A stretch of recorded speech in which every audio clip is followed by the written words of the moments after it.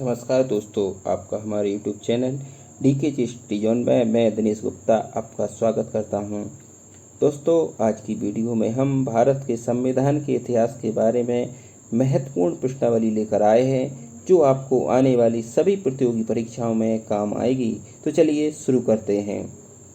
दोस्तों, इससे पहले अगर आपने हमारा चैनल सब्सक्राइब नहीं किया है तो इसे सब्सक्राइब कर लें और बेल आइकन को भी दबा दें, जिससे आने वाली वीडियो की नोटिफिकेशन आप तक सबसे पहले पहुंच सके। चलिए शुरू करते हैं। B.R. अम्बेडकर और महात्मा गांधी के मध्य सन 1932 में हस्ताक्षरित पुनः समझौता में प्रावधान था। ए भारत के लिए डोमिनियन स्थिति बनाए जाने का, बी मुसलमानों के लिए पृथक निर्वाचन क्षेत्र का, सी हरिजनों के लिए पृथक निर्वाचन क्षेत्र का, डी हरिजनों के लिए आरक्षण सहित संयुक्त निर्वाचन क्षेत्र का। दोस्तों, इसका सही जवाब है हरिजनों के लिए आरक्षण सहित संयुक्त निर्वाचन क्षेत्र का। B.R. अम्बेडकर और महात्मा गांधी के मध्य सन 1932 में हस्ताक्षरित पुनः समझौता में हरिजनों के लिए आरक्षण सहित संयुक्त निर्वाचन क्षेत्र का प्रावधान था। वह कौन सा अधिनियम था जिसने भारत में सत्ता ब्रिटिश ईस्ट इंडिया कंपनी से ब्रिटिश क्राउन में स्थानांतरित की थी? ए भारत सरकार अधिनियम 1833, बी भारत सरकार अधिनियम 1835, सी भारत सरकार अधिनियम 1947, डी भारत सरकार अधिनियम 1858।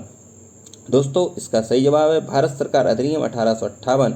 भारत सरकार अधिनियम 1858 के अंतर्गत भारत में सत्ता ब्रिटिश ईस्ट इंडिया कंपनी से ब्रिटिश क्राउन में स्थानांतरित की थी। निम्नलिखित में से किस अधिनियम द्वारा भारत के गवर्नर जनरल को अध्यादेश जारी करने की शक्ति प्रदान की गई है? चार्टर एक्ट 1833, भारतीय परिषद अधिनियम 1861, भारतीय परिषद अधिनियम 1892, भारतीय परिषद अधिनियम 1909। दोस्तों, इसका सही जवाब है भारतीय परिषद अधिनियम 1861। भारतीय परिषद अधिनियम 1861 के द्वारा भारत के गवर्नर जनरल को अध्यादेश जारी करने की शक्ति प्रदान की गई है। रेगुलेटिंग एक्ट कब पारित किया गया? ए 1773 में, बी 1771 में, सी 1785 में, डी 1793 में। दोस्तों, इसका सही जवाब है 1773 में। रेगुलेटिंग एक्ट 1773 ईस्वी में पारित किया गया। भारत के गवर्नर जनरल को किस एक्ट के द्वारा अपनी समिति के निर्णय को अस्वीकार करने का अधिकार मिला है?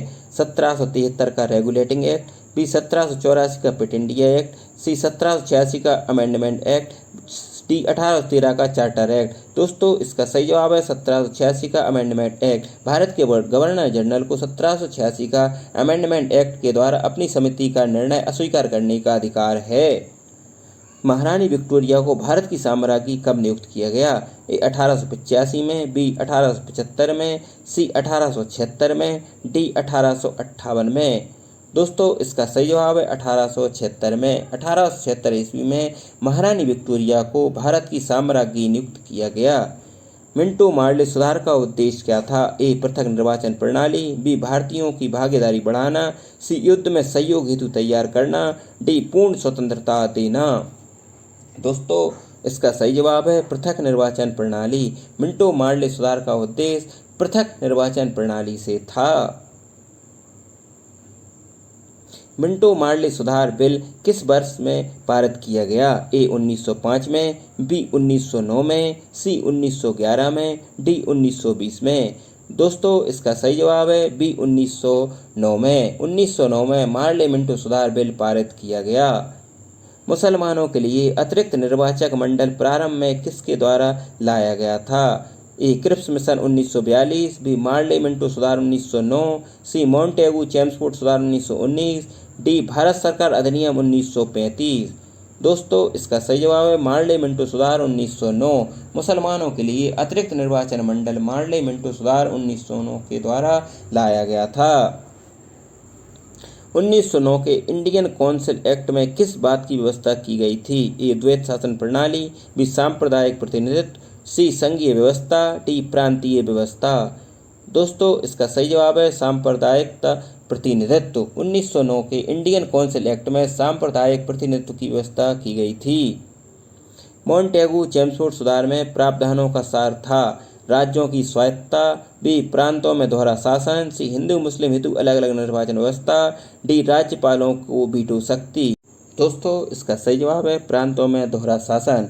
मोंटेगू चेम्सफोर्ड सुधार में प्रांतों में दोहरा शासन के प्रावधान का सार था। दोस्तों, अगर हमारी वीडियो पसंद आई हो तो इसे लाइक करें, शेयर करें और हमारे चैनल को भी सब्सक्राइब कर दें। धन्यवाद।